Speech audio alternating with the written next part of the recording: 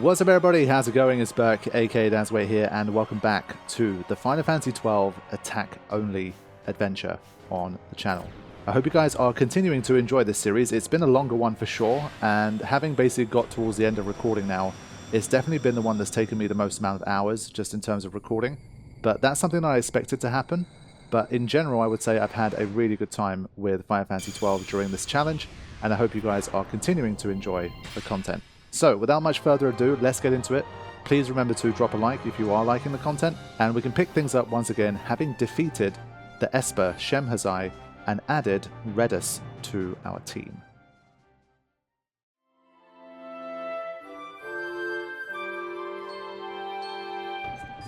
Alright then, so we have a fourth party member, and this was another one of those moments in the game where I thought I could try to make a push to the finish, or I could take a little time out having added another party member and try to take on a few more of the hunts, because they might be able to give me a few more useful things that could of course help me in that final ascent up the Pharos and the final boss battles of the game. So I needed to do a little bit of research here, because this deep into the game, again, because it's been so long since I played the Zodiac Age, I kind of had no idea where to find what and what was possible.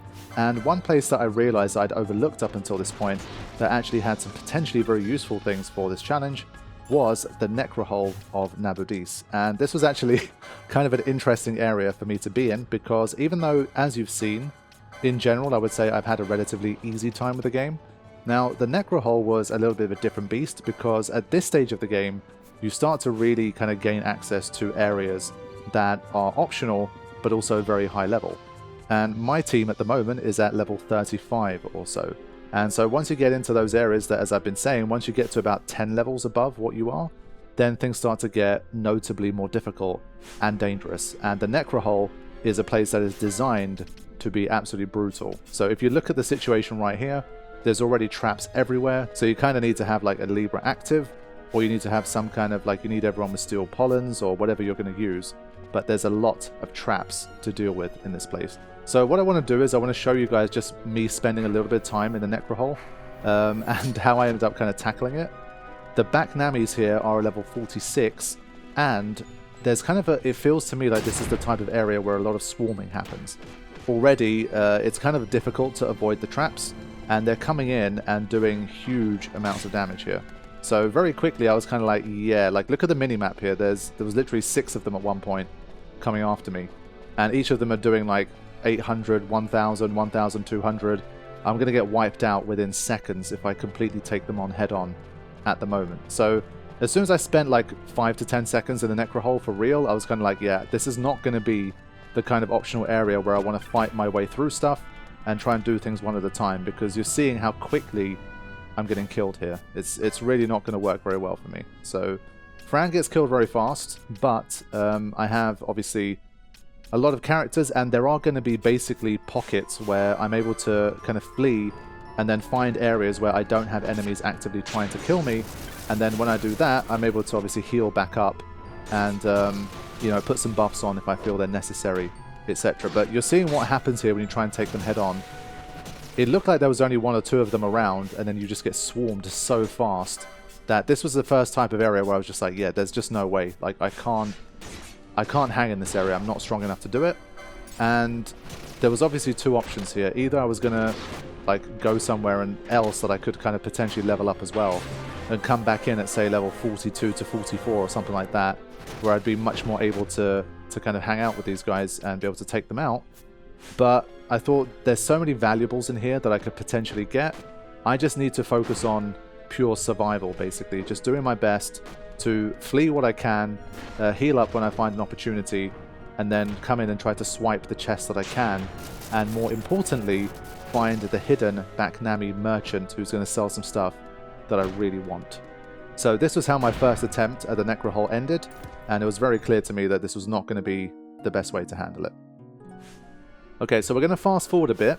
There were a few pockets where I started to find some enemies that weren't the back Nami, and I thought maybe I have a chance of taking these guys out, because obviously there's higher level enemies here, and if I manage to take them out, then I'll probably gain a decent amount of experience points. So there were a few areas where I wasn't just like completely running away, but it was a very, very dangerous area for me to hang out in. and a lot of potions and high potions, X potions, that kind of stuff was used in order to make sure I stay alive here. And so you can see, as long as I'm not getting completely ganged up on, it's manageable in small chunks. But just as like a general kind of, I can't go through here the way I would through, like, you know, I don't know, the Lhusu Mines when I first got there or something like that. So that was the general story of kind of what I was doing to kind of survive in the Necrohol. This is an interesting place in terms of if you're, for example, trying to do a version of this challenge where you're not allowing any healing at all, then you'd have to come in here with like a completely different setup, and you'd already have to probably figure out how to heal your characters without going into the item menu.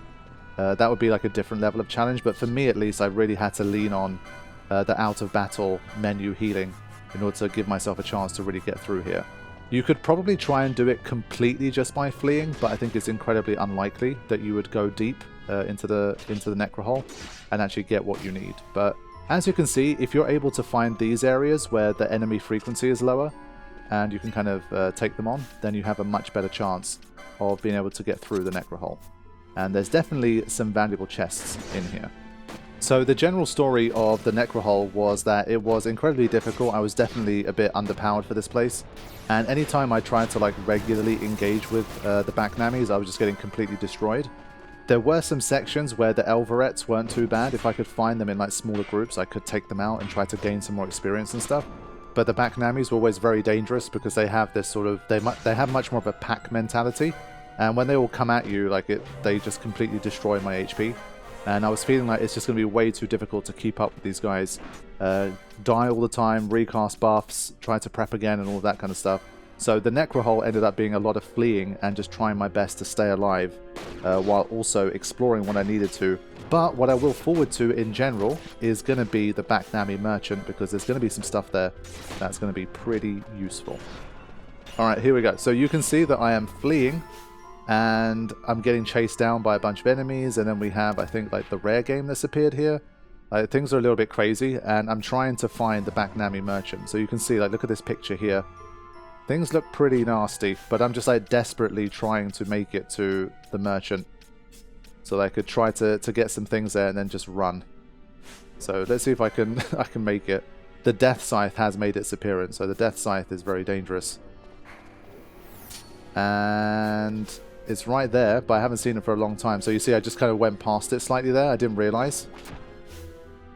You have to go like right up to it or it doesn't trigger.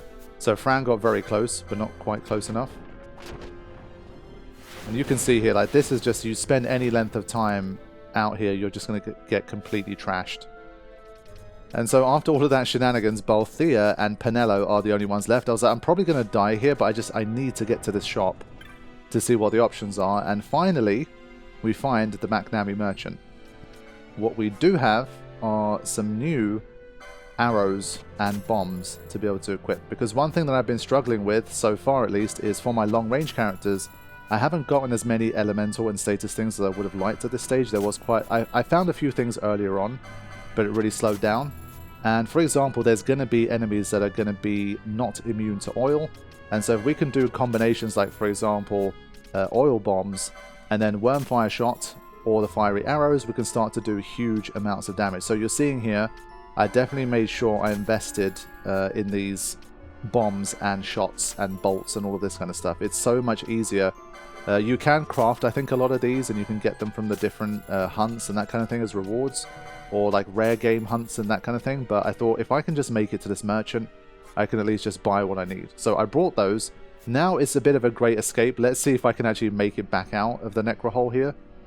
This was just a whole like different experience here, just trying to survive being in the Necrohol. Penello is the only one left. I don't even remember how I made out this. I recorded this like a little while back.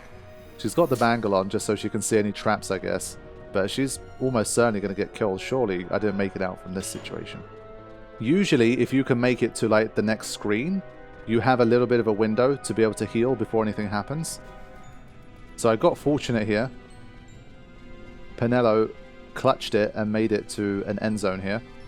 And now I'm not engaged in battle, so this is where I would basically just try to recover quickly and get myself out of here. So this was like the general pattern of play. You can see here, like, there's no enemies around, briefly.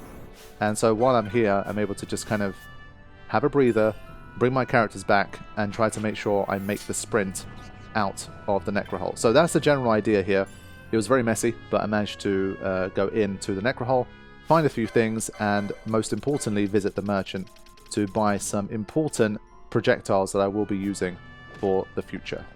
So after my little episode in the Necrohol of Nabudis, it was time to try and do a few more hunts. And for this, I wanted to return to the Lhusu Mines one more time.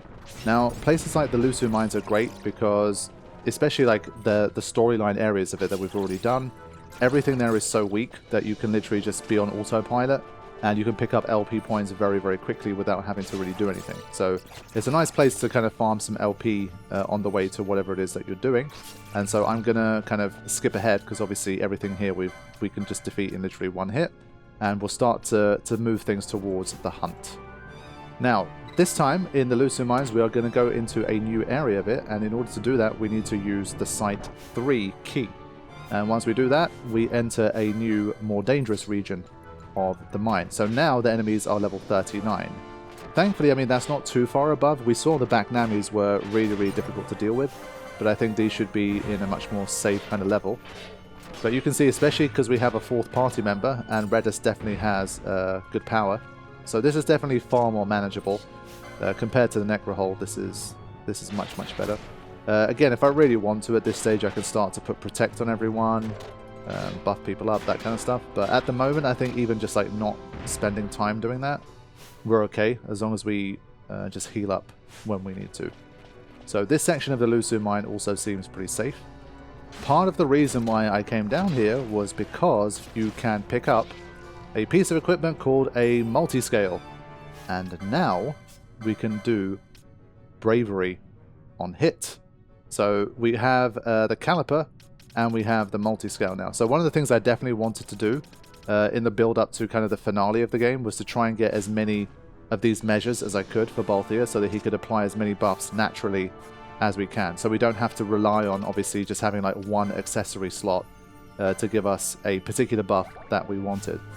And another reason I wanted to be in this part of the Lhusu Mines is because you obtain a weapon called the Tumulus. The Tumulus? Basically, they are hand bombs, and as you saw from the Backnami merchant, we now have some bombs that can be used to afflict some statuses as well. So I really started to zone in on statuses and elementals before making the final push to complete the game. So finally, I have bombs at my disposal as well, which can definitely afflict some interesting statuses. We also picked up a Koga Blade, which is something that Varn can use, and it has an earth element, because there is going to be at least one enemy further down the road that is going to be weak to earth elemental. And I figured, obviously, again, that's one that's pretty difficult to cover with like your projectiles. And so I thought, hey, maybe it's worth picking that blade up along the way as well. So definitely a lucrative section here. I managed to pick up a few useful things that I'm going to take through for the remainder of the challenge. And so next up, to finish things in the Lhusu Mines for now, I engaged in the hunt against the Antlion. In terms of stats, the Antlion is a level 37 and it has 106,499 HP. So definitely a pretty powerful customer, but the level that we're at the moment, we should be able to handle it. But this guy is a little bit unique in that it does come with some minions and it can feed off them to become even stronger. So it is a little bit of a crowd management thing with this fight as well. So it's very busy in here, a lot going on.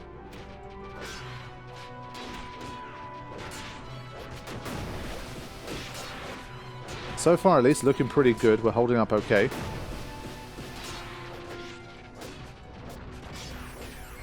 But you can see the Antlion fed on one of the mantises there and got stronger. That's obviously part of the reason I wanted to take one out there.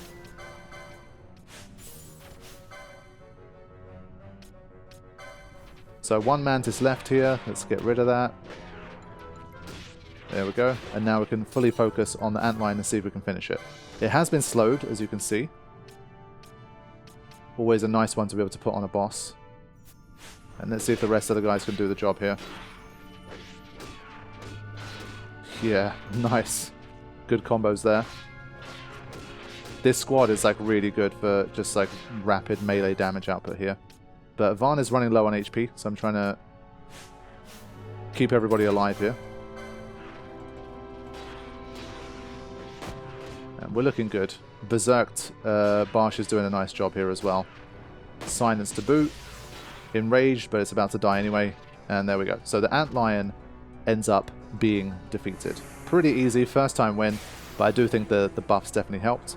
And trying to clear out the Mantis buddies was, of course, helpful as well. Now, this, of course, is something where you learn a little bit more about another key that allows you to explore even deeper into the Lhusu Mines, but that key is not to be found in this part. We'll get to that key when the time comes, but for now, at least, I can continue with my questing and receive the reward for this hunt.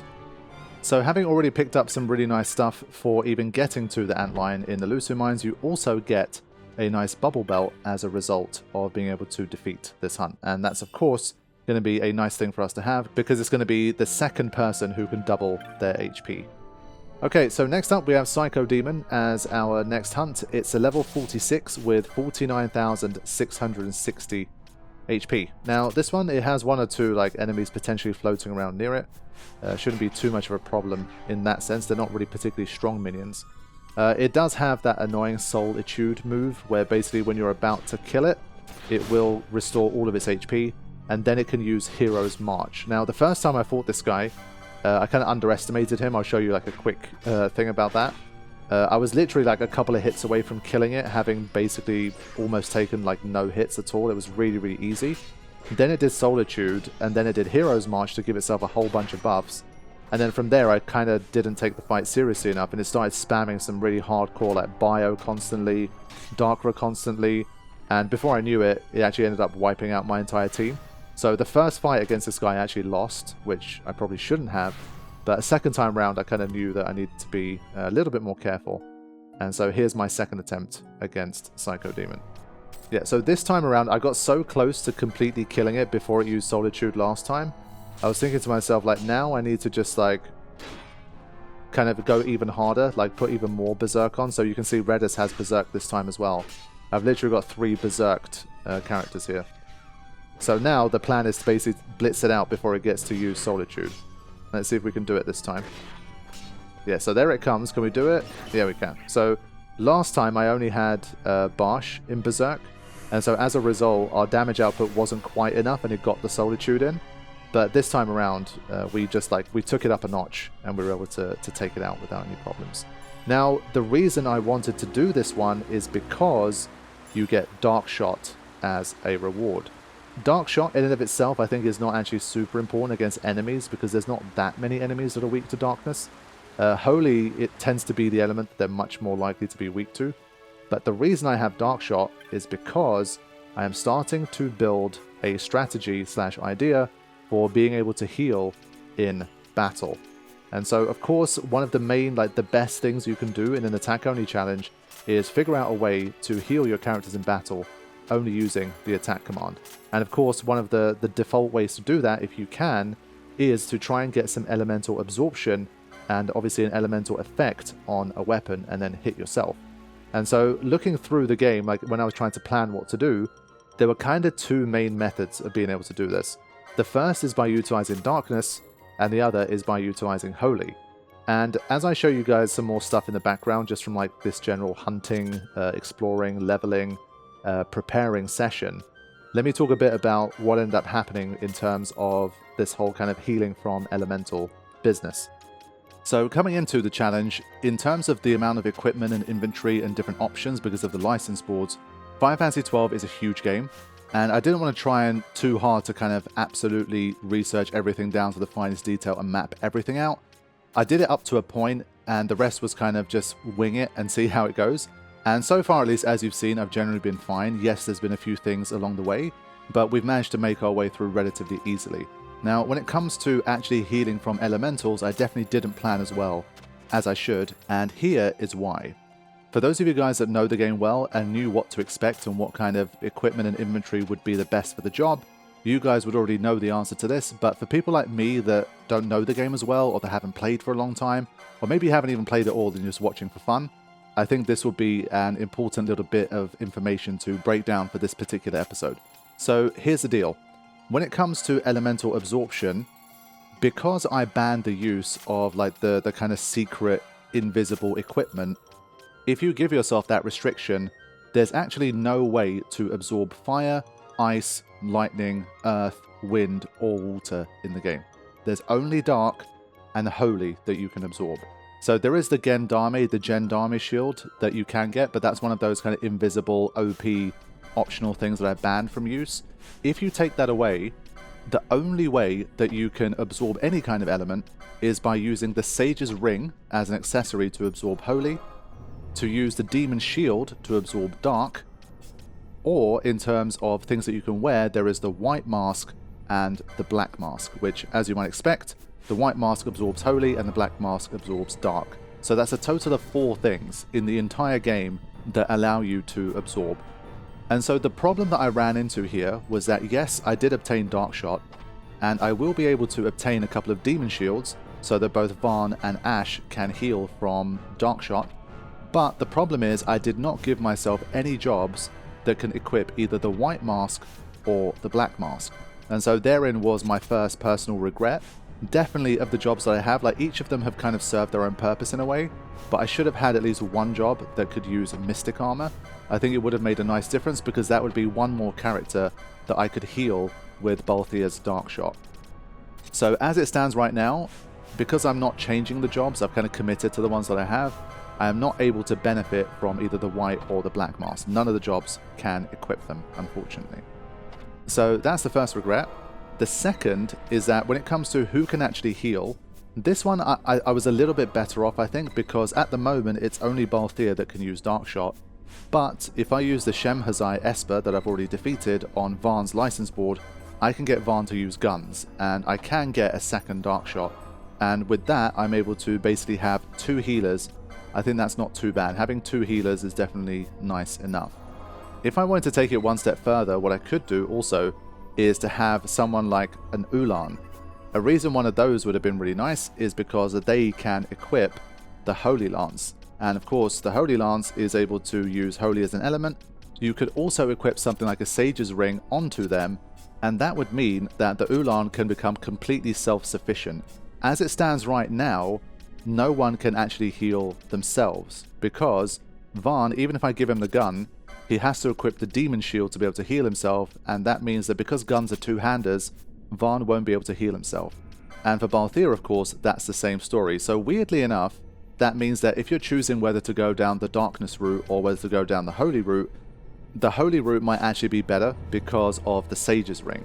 The Sage's Ring obviously can be equipped as an accessory, and that means that you can use something that has an elemental as your weapon that is a two-hander, because all of the elementals that are either dark or holy are both two-handers from what I've seen, but it means that you can still heal yourself in the meantime. If you need to rely on something like a shield, then of course you cannot heal yourself.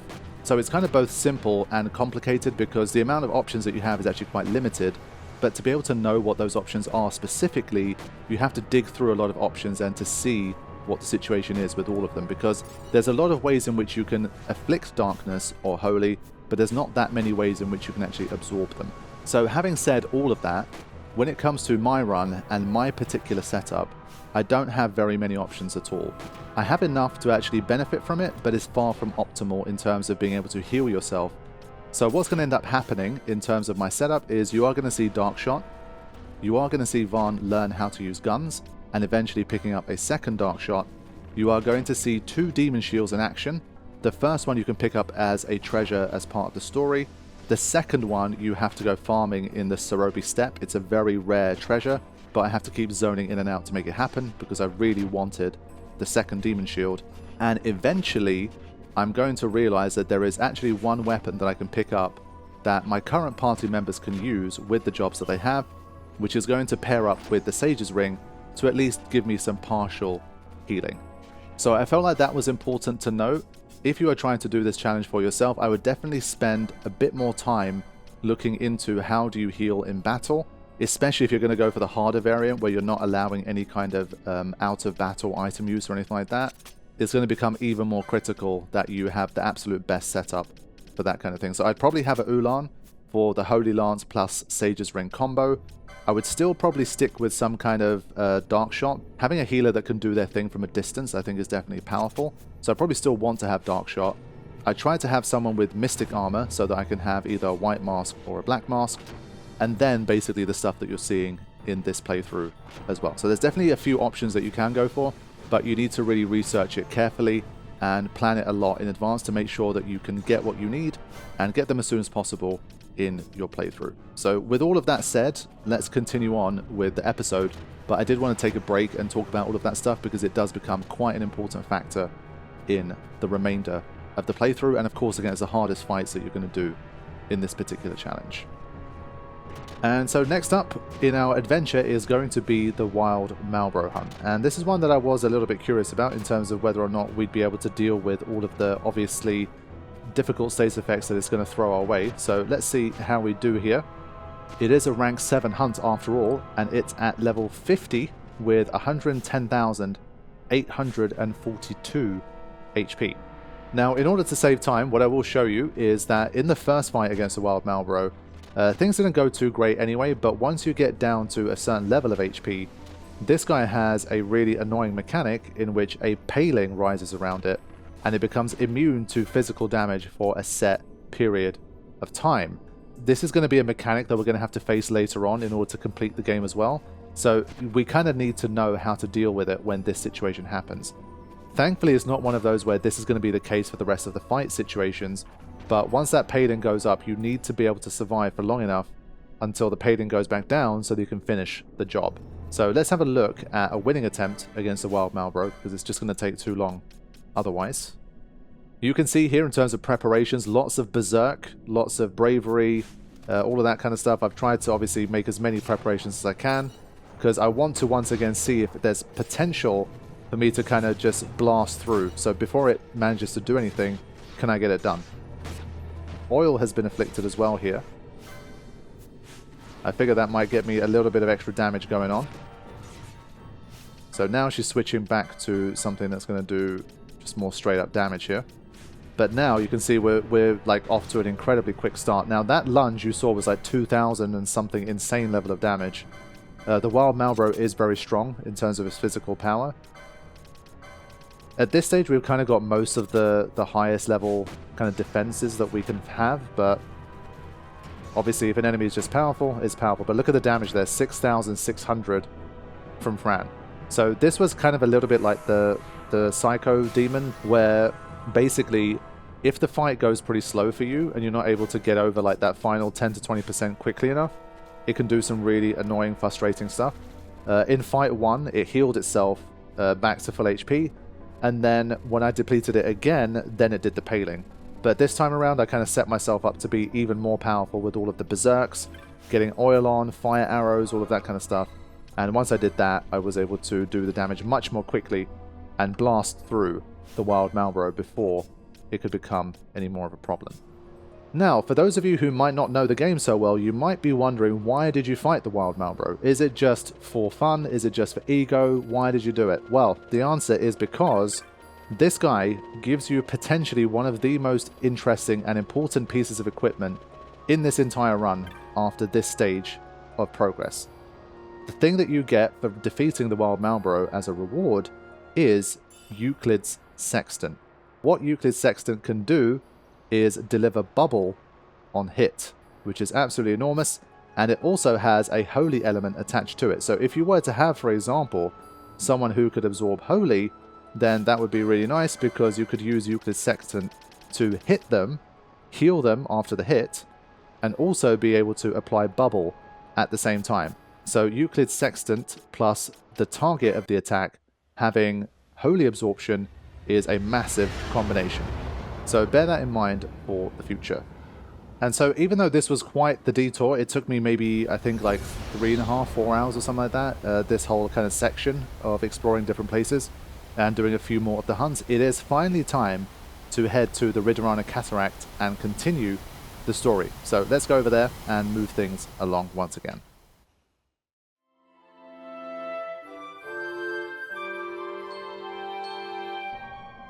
Now, we have level 47 Deathclaws. When we were facing the level 46 Baknamis in the Necrohol of Nabudis, we were having a difficult time, and we're only about 2 to 3 levels higher than we were when we started that whole thing. So it's going to be another potentially dangerous area, but let's see if we can get through here. Another Malboro just casually wandering around as well. But there are, of course, especially since we're this late in the game as well, there's going to be some nice treasures to pick up as well during the final piece of the story here. But you can see from that first encounter, that doesn't look too bad at all. Again, having upgraded to some of the most powerful stuff that I can have, you can see, for example, Vaughn has the twin blade thing, the Zwill, what's it called? The Zwill Crossblade? I think that's it, Zwill Crossblade. That's definitely going to help as well. Cassie, level 46. So we're just about within that sort of threshold of 10 levels or so. And I think the back Namis were just unique because of their pack mentality. Like these ones, a lot of them, they're like 1 at a time, 2 at a time tops usually. One nice pickup here in particular that I think is worth talking about is the Pheasant Netsuk thing. That thing is really, really useful because obviously what you've been seeing throughout my run at least is that I've needed to rely on a lot of out-of-battle healing, so with X potions and with Phoenix Downs, and obviously the improved potency make sure that your inventory goes a much longer way than it normally would. So having someone with, say, a Phoenix Lore 3 or a Potion Lore 3 with that equipped was really nice for basically having them revive characters, and it really reduced the amount of item drainage during like these difficult sections of the game. Because somewhere like the Pharos, obviously, there's a lot of work to do there, and obviously I came in with as many potions as I could afford, but having the ability to kind of heal double, especially with my HP going up so high, and having like a couple of bubble belts, Euclid Sextant, and that kind of thing, I definitely benefited a lot from having the Pheasant Netsuki thing to be able to heal. I think it's like 50% more. I think the X potions heal for something like 4,200 afterwards, which was definitely very useful for me. And especially for the Phoenix Downs as well, it works really nice. Okay, so it has been a little while, but it is time for the next storyline boss battle in this challenge, and this is going to be against Hydro. Hydro is a level 47 and has a massive 203,800 HP. Elementally, it halves everything of the standard elements. It absorbs darkness, but it's weak to holy. Now, we don't really have much in the way of holy, so we can't really exploit much in terms of elemental. But it is not immune to oil and not immune to slow and confuse. And at this stage, we are definitely better equipped to tackle bosses that have an oil weakness. So let's take a look at how our battle against Hydro went. Yeah, so get that Orichalcum Dirk on there for the slow effect. And now I'm going to go back to my hand bomb here, and we're going to try to apply oil to get some extra damage in there. Elemental arrows are not going to be particularly useful, but if we can get oil on there, the fact that it halves the elementals is going to be offset by the fact that it's afflicted by oil. So that's why oil is so powerful. Like, even if you have an enemy that halves the damage, if you can afflict oil, you will still kind of do more damage than you would with a normal hit. So it's still definitely worth it. 878, that's not too bad to start here. We've definitely seen worse in terms of pure damage here. And I'm trying to keep an eye on to see like what state effects we've got. Slow has hit, that's nice. Got to be careful with Balthea to not have the Dark Shot equipped here. Go for the Silent Shot.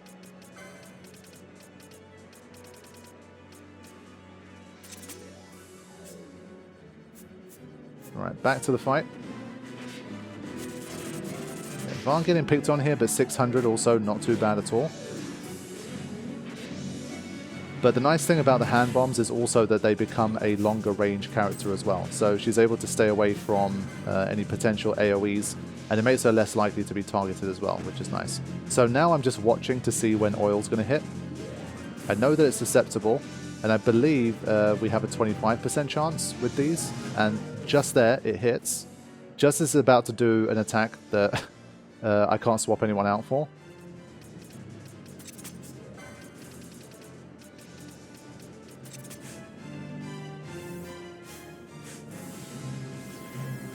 Nasty, nasty statuses. I guess Vaughn was close to dying anyway, so it's not as big a deal for him, but you can see that Ash was able to avoid it because of the distance that she has, so that was nice. Yeah, so now it's time to get the fire stuff on there. Balthea does have disease and stuff, but at least before he dies, he should be able to do a lot of damage here.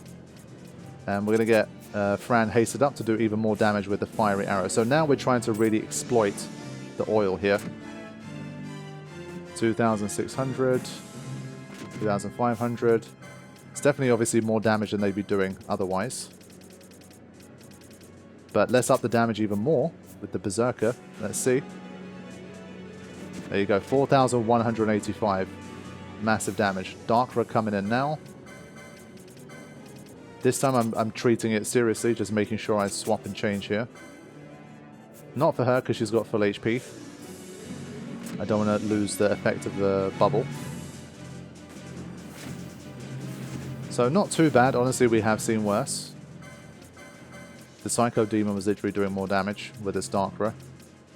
So back to Berserker. And now you're really seeing oil in action here. From the damage that Bolthy is doing. Especially. So looking pretty good on our first attempt against Hydro here. 200,000 HP, but it's just a lot less damaging than Tyrant was. Tyrant was just like really, really powerful. And of course it had the piercing Graviga. So I think if we're comparing the two, like this one's far more easy to manage than Tyrant was. Okay, in comes Bio. Yeah, this one affected everybody. But it's already almost dead here. Let's see if Balthier can survive long enough to kill it. Just huge damage here. And we haven't even needed to deploy Barsh. I'm keeping his kind of buffs in reserve here, I guess. Yeah, she doesn't have any like fire bolt type things here. But we've basically got it done. And there you go. So on my first attempt, even though I didn't come in with like crazy buffs for everybody, I was able to beat Hydro. I mean, Hydro, as I say, attackingly, I don't think it was super dangerous. It had a lot of HP, but it had no way to heal itself, no like crazy powerful spells, and its physical attacks wasn't too crazy either. So Hydro ended up being relatively easy, and we continue on to the Pharos. Okay, my friends, here we go. The first ascent horizon of First Light. Now, of course, this was a section that took quite a long time. And we are going to skip through like a lot of the stuff. We're going to keep it the same way we've been doing it for much of the playthrough. I'll generally give you guys an idea of the encounters and then we'll kind of move things along. Now, one thing that I nearly forgot to pick up though before I even went in was another pair of Berserker braces, which is of course really nice to have as well. I do have the Barkas's Wine, but having a second one that you can just equip in fight is pretty nice. Okay, let's get into some encounters. We have level 45s here. They're weak to Holy. As I say, I just don't really have much in the way of Holy at the moment, unfortunately. I do have Euclid's Sexton, but that's more designed as a buffing tool than an actual weapon to attack, compared to the power of the other stuff that we do have. So basically, this place is going to be a lot of defeating these types of enemies, picking up those orbs, and then gathering enough of them to be able to progress things along. So it's not really my favorite part of the game. I don't particularly love this bit. The enemy variety I don't feel is too great, and it can be quite repetitive. But hey, a lot of kind of near the end game kind of dungeons, they do have that type of element to it. It's definitely not unique in that regard, but yeah, I don't want to spend like a crazy amount of time on it because we still have a lot of stuff to get through here. Next up is the Mistmare, something definitely a little bit different. So let's take a look at how this one went.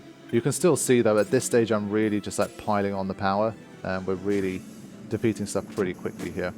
So stuff is still getting killed in like, 5, 6, 7 hits, and as a team, because there's 4 of us, we're able to deliver those hits pretty damn fast. So most stuff here is getting defeated pretty quickly.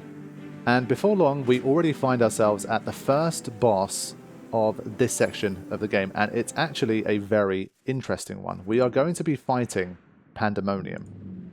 This guy is a level 45 and it has 116,678 HP.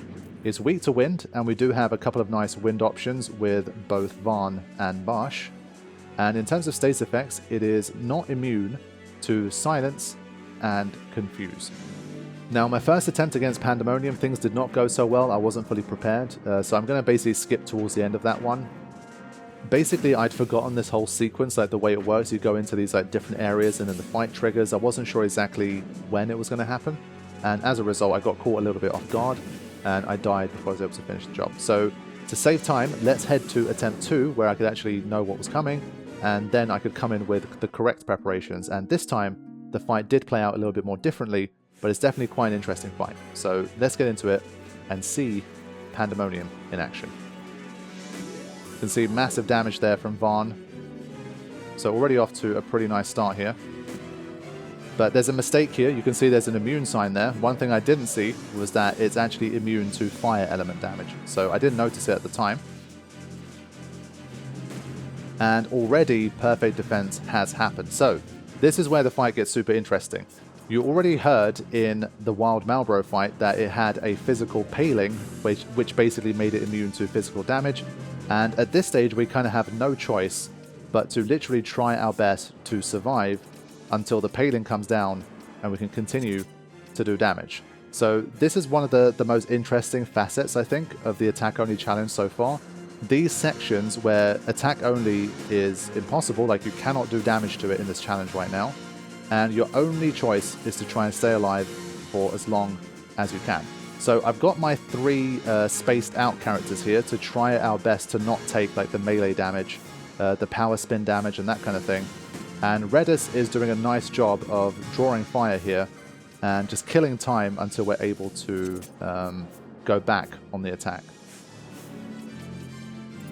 So now at least I'm kind of just chilling, I'm waiting. There's just they've got their gambit set up so they're still attacking, but at least as soon as the paling goes down, they'll probably do damage as quickly as possible if they just keep attacking. But Redis doing a wonderful job here. He's killed a lot of time. I believe these palings last for 2 minutes of battle time, and that's quite a long time. If you have no way to properly heal yourself yet, which I kind of don't, that's a lot of time. Penello took 800 damage there, that's quite a lot. 274, okay. I don't swap anyone else in at this point. I'm also considering if there's a chance to do a little bit of a, as I've called it so far, walk the dog strat, where there's one character left, and it's basically kind of trying to chase after you. But because it's so slow, you can kind of just always keep your distance and waste time, basically. Yeah, got an annoying combo there on Fran, so she's dead too. Let's see what happens here. I think I keep Balthea out, if I remember correctly. Yeah. So now I'm just going to kind of run and just see what happens, just see how much time I can kill. Obviously, this is a small arena, and I think it is faster than us here, so it's not going to work quite as well. He's going to try and hit himself for another protect. Nice, just in time. So this is all just in the name of killing time for the physical barrier to lift, and then I'm going to put my strong melee characters back in there and hopefully finish it off. So this is kind of funny, just a bit of cat and mouse here. I wouldn't say this one's walking the dog as much as, what was it, there was a worm, I think it was Elder Worm or something. But there you go, he is dead.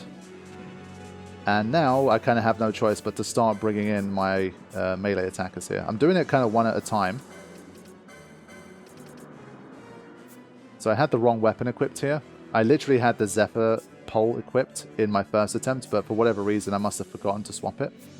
Because obviously I had to reload from the autosave. But there you go, the paling falls. Great timing. So basically I managed to survive just about long enough to not have my melee attackers, like my main damage dealers, get taken out during that phase. And now they can come back in. I forgot to put Ash's Gambit back on. I'm really not used to taking Gambits off mid-fight. And so here I was just focused mostly on the damage that Varn was doing. And I did not notice that she had her Gambit taken off. And we were doing damage so fast that it basically wasn't kind of needed anyway. But still. I was really relieved because as soon as I saw the perfect defense in the first attempt, I was really worried that it's not going to work. And so thankfully, we managed to survive long enough for the paling to come down, and then we could defeat Pandemonium. So from here on, it was more random encounters against things like the brain pans, and as I say, most stuff here was definitely beatable, but after a certain number of encounters, you'd have to definitely heal up a little bit. But nothing that was going to be a danger in terms of getting a game over or anything like that. So once again, I think it's not worth spending too much time here. What I did do though, I remembered the whole like the colored platforms, and the more of these enemies that you defeat, you could basically unlock more of those panels, and in doing so, you could access different parts of the map. And I tried to basically do as much of this as I could because there were a few extra things that you could pick up as a result. So once again, in the background, I'll be showing some of this activity as well. One thing worth mentioning that is super duper important is the fact that once we get to the Pharos' first ascent, this is going to be the place where we finally get a chance to equip a demon shield. So as I've been explaining already, the way in which we are going to be able to heal our own characters in battle during this challenge is going to be with using Dark Shot plus the demon shield. And we can finally get our hands on that demon shield. So once we do, as of that point forwards, we finally have the option to at least heal 2 of our party members. In this case, it's going to be Varn and Ash, because those are the 2 jobs at the moment that can equip the demon shield. But for the most part, in terms of being able to get through, there was no real danger here. It was just a little bit of a slog and a lot of repetitive fights. So what I will do is move straight on to the next boss battle that we encountered. This one is called Slyt. It is a level 47 and it has 92,661 HP. Now, the good news is that this enemy is weak to fire and it is also susceptible to oil. So you can probably guess what happened in this fight. Let's take a look. So it put a regen on itself, which is pretty cool. But if we can kind of get the oil on there, then this fight is not going to last very long at all. You can see Balthier already did some nice damage. Slow has been afflicted as well. So it's pretty fast and furious as it always is here. I'm just kind of waiting for that oil to hit, and then the fight's just going to go completely insane. Hermes sandals for her, just to up the damage potential a little bit more as well. If that oil hit the first time, it would have been really nice. So we're still waiting here. Balthier did die, unfortunately, so that's a little bit annoying. I guess I could have basically kept him out until the oil hit. But I was pretty convinced that like within a few hits it would have happened. I think it is a 25% chance. So it's a little bit unlucky that oil didn't hit. Still no sign of oil, unfortunately.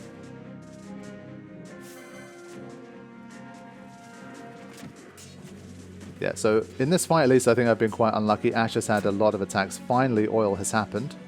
But unfortunately Balthier is already dead. Like he's the one that would have exploited it the most. But at least Fran can get some extra hits in here. This is like, I think oil does 3 times as much damage, and if it's already weak to it, I think it's like a ×6 in terms of like the overall damage that you're doing. It's pretty insane. You can see that demon shield in action there. There you go, 5,161. If she was berserked, it would be another level as well. If she had bravery too, it would be another level. But you can see like very hard hits there. She didn't last very long, unfortunately. So this fight basically looks kind of different depending on how quickly the oil hits. If you got it within like the first 5 seconds of the fight, and then both Balthier and Fran were out there and it was targeting someone else, you would breeze through this fight in like 10 seconds or something, like 15 seconds, I don't know.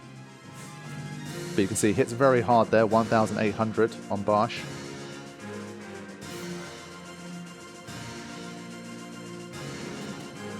Yeah, definitely like the damage output has fallen significantly here, as it always does near the end.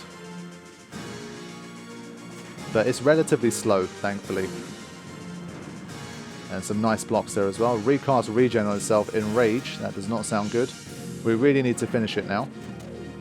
But thankfully with Bubble Belt, Barsh does have a ton of HP, so that really helps him take a few extra hits there. So last stand from us as well here. Only 3 characters left.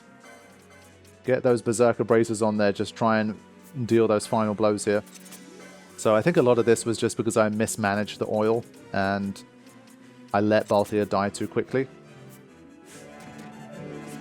And well, again, I didn't come in with preparations here. Need literally like 2 hits.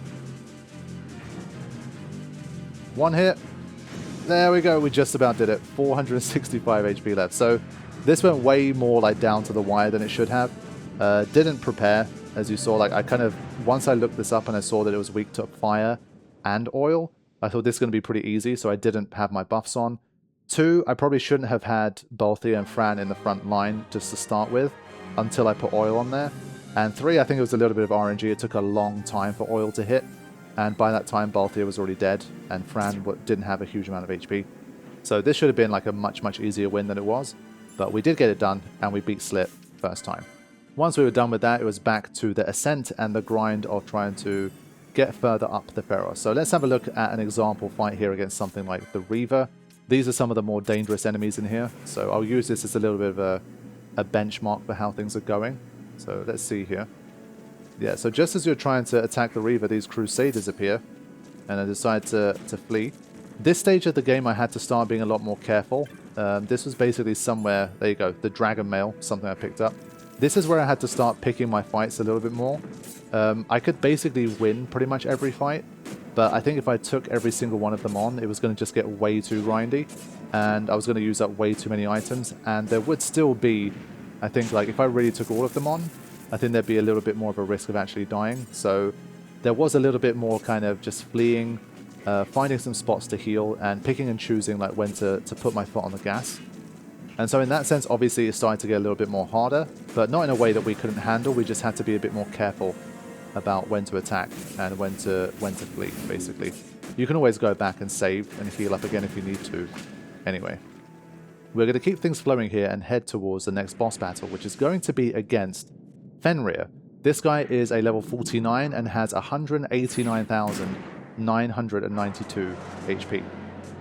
The interesting one here is that it is weak to earth, and I had picked up the Koga Blade from the Lhusu Mines, and this was one fight where I could actually deploy that to do some really nice damage once again with Varn.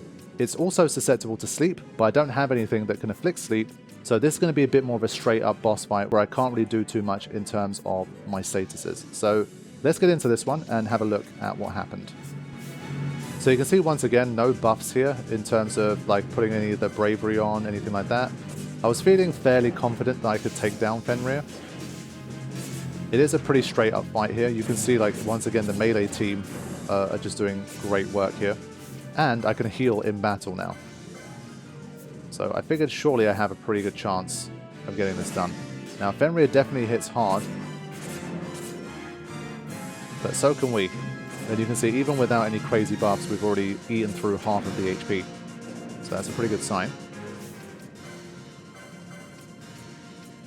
Unfortunately, Varn got targeted a bit quickly here. I do kind of wish that went for Barsh a little more, but it is what it is. And we've done a huge amount of damage already here. So we're definitely on the front foot. Now let's bring in Balthier. And this might be the first time that I try to heal in battle using Dark Shot and Demon Shield. Let me see. So let's take control of Balthier. Yep. So this is where I'm going to try to heal up Ash. Let's take a look. Beautiful. 961. Not amazing healing here, and it will improve once I get a bit more used to like how to work with it. But we've got to start from somewhere, and that's the first time we've managed to actually heal in battle legitly. There you go. 2063.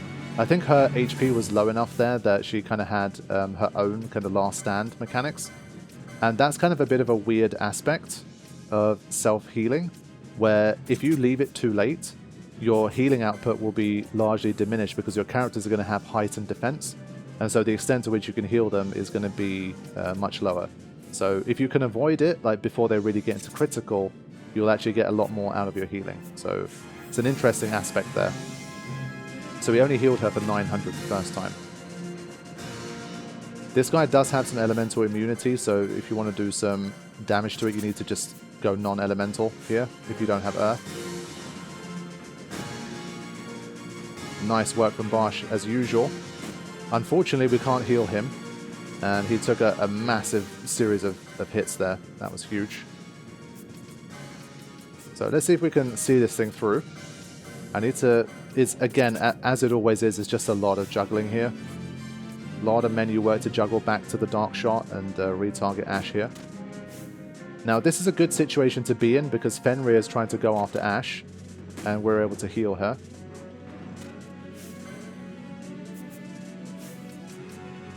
Yeah, I turned the Gambits off here at this stage for Balthier. Let's grab this. Okay. I figured these might be missable, so it might have been something cool to get, but now at least Ash is holding up nicely here. Lots of blocks coming in as well, thanks to the shield.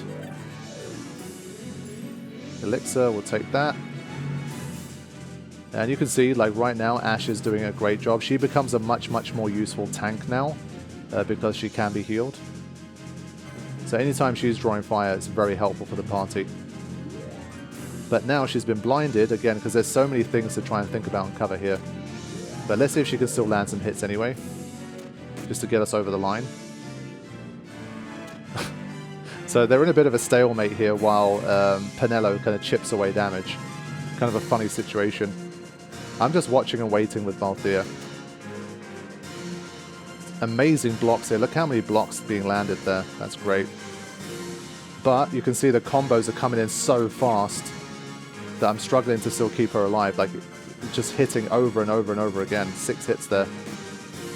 But even then, I'm able to still keep up here. You can, of course, start to set up Gambit so that Balthier constantly just attacks his own party members and stuff. But for now, at least, I hadn't like fully optimized that kind of thing yet. But we managed to beat Fenrier first time nonetheless, and due in no small part to the fact that I could heal Ashe during the fight. So at this stage, it's looking like a lot more of the pieces are starting to come together. I can start to use oil. I can use Euclid Sextant. I haven't put that into effect just yet. I can also heal Varn or Ashe. So a lot of nice things happening here, and it's looking increasingly like I should be able to make it to the end of this game. Okay, so we have beaten a bunch of bosses and are continuing our ascent up to the top of the Pharos. The next section was, again, more of the same. In terms of, yes, the battles were getting a little bit more difficult, depending on which ones were coming up and whether or not they were kind of in groups or not. Individually, things were fine, but in groups it was definitely a little bit more challenging. It was just a mix of basically having a guide open at this stage to make sure I picked the right thing every time, to make sure I progressed and didn't waste too much time. And continuing to fight the random encounters I felt like I could just beat relatively easily, and sometimes just kind of pulling away or trying to pick off the encounters that looked a little bit more dangerous. And so what I will do for you guys is end this episode with another big boss fight. We are going to be taking on Hashmal. Hashmal the Esper is a level 50 and has 209,060 HP. Once again, it is weak to wind, which is something that we are pretty strong on in terms of elements, because we have Varn with this World Crossblade, and we have Barsh with the Zephyr Pole. Now this one, once again, I came in without any buffs first. That's still generally my strategy, like come in with no like measure afflicted buffs first, see how we go, and then if it becomes necessary, then we'll come back in a second time with the buffs that we need. So let's have a look at how the boss fight went against Hashmal in order to complete events in this particular part of the game. In terms of statuses, Hashmal doesn't really have any weaknesses that we can exploit, so it's going to be a little bit like Fenrier in terms of it being kind of a straight up fight. But with Fenrier, we only had one person who could utilize the elemental weakness. This time we have 2, so hopefully it gives us even more damage output. And I've kept Balthier out from the start. For him, I'm going to kind of, again, flip between doing damage when I can and healing when I can as well. So Varn's being targeted, and we see many a time that Varn is the first one to go because he's often the first one that's targeted here. But this time, things are going to be a little different because we now have Balthier able to heal him. So the damage coming in from Hashmal doesn't look too bad right now, and we can keep up with it in terms of the healing as well. So promising early signs here in this fight. But once again, a lot of enemies are immune to dark, or like absorb dark, or like they're strong to dark, or whatever it is. So this is the one thing, like obviously Balthier ends up not really being able to damage the enemy in a lot of these fights. But we're getting great damage from our other characters anyway, so as long as Balthier isn't being targeted and keeps Varn alive, he is more than doing his job. Yeah, everybody hit was slow here. I didn't realize that it had a slow effect. I could have probably protected better against that. But let's keep going anyway. Reddy's Quakeja. That does not sound good. Red is still hanging in there, getting some extra damage in. And healing for over 2,000 is still really nice, and we don't even have like the most powerful weapon at the moment either. We've got the Antares, we've been able to pick that one up, which is nice. But if you really wanted to, you could find a way to get your hands on the Mithuna, and that would heal for crazy amounts. But for now, we're trying to see if we can just live with the current healing that we have. Now, Varn's been diseased, which is not great, but already we've just done so much damage here. We've moved things along so quickly that, yes, Varn is dead, but Hashmal is almost dead as well. So nearly there and finished. So you can see at this stage I'm really starting to power through. Things are looking really good. Being able to heal your characters in battle is, of course, a game changer. That's surprising to nobody. But seeing it in action has been really, really interesting. So I think I'm going to end this episode here. It's been a lot of boss fights. There was a lot of kind of detouring at the start, but seeing how I put together some of the things that actually end up becoming really useful later on, I think is a really important kind of episode in that sense. Because I started off with showing you guys like how did I end up getting the dark shot, how did I get the hand bomb for Ash, the bombs that afflict oil, and then you got to see in practice once I really began the story again. Because this session, especially the boss fights that I had here, there was definitely a lot of oil, a lot of the wormfire shot, fiery arrows, dark shot, demon shield, all of those things starting to kind of click together to make the team incredibly formidable. Because there's still a few levers that we can pull with this team. Like we could really go in with all of the buffs. Euclid's Sextant hasn't come into play yet. That's definitely going to make an appearance by the end of this playthrough. And so things at this stage were looking pretty good, and I was pretty confident that I should be able to make it all the way to the end and see the credits roll. But we are definitely going to run into at least one problematic boss fight, and you will have to just wait and see when that is going to happen. So thank you all so much for watching. I'm going to sign off for this video. As always, if you are enjoying this type of content and just generally want to support the channel on a greater level, the Patreon is available and has a few perks that can make your experience with the channel a little bit more fun. So things like watching videos like this with no ads, we have a Discord server, and lots of other interesting things that you might enjoy. In any case, I will see you for the next episode very soon. Thank you for watching. Take care.